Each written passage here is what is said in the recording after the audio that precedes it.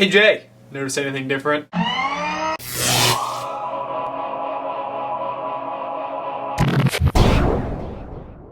Jay, today was a Monday if it was ever Monday. Now for me, Jay, I would almost always rather be working. Alright, so maybe not always, but today that was definitely the case. Basically what I had to do today was be on a job site because a few of the higher ups couldn't be there, which is fine, but it just meant that my sole purpose today was to be a set of eyes. Meaning my primary objective, the only thing on my checklist was be there. Now seriously, the work that's actually being done is extremely interesting and work that I have been long awaiting being done, but the thing is that it's very precise work, which means it goes very slow. So when a friend called me and asked if I wanted to get lunch, I was really excited because it meant I had something to look forward to other than standing there watching work happen. So about that time that we were supposed to meet, I looked at my watch and figured they'd be there any second. And slowly time ticked by until I was like, alright, I've gotta call them. And sure enough, the moment I pulled out my phone and called them, they walked through the door. Which is obviously no big deal, but I just can't get over how often this happens to me. I give up on waiting 10 seconds too soon. It's like they're just late enough to where my impatience becomes actionable.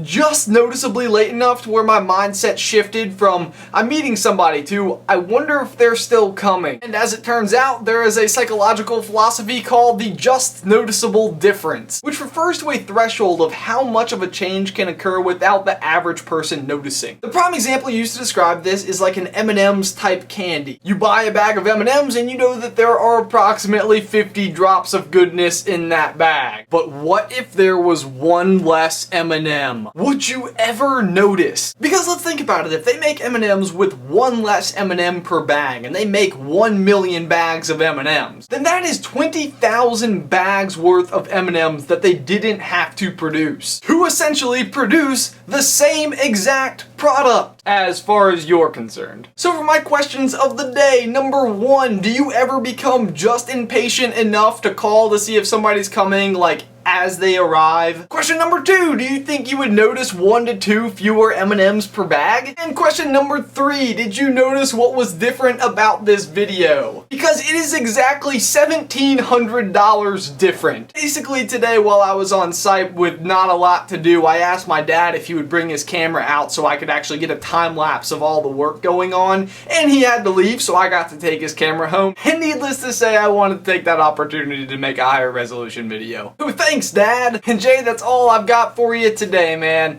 I'll see you tomorrow.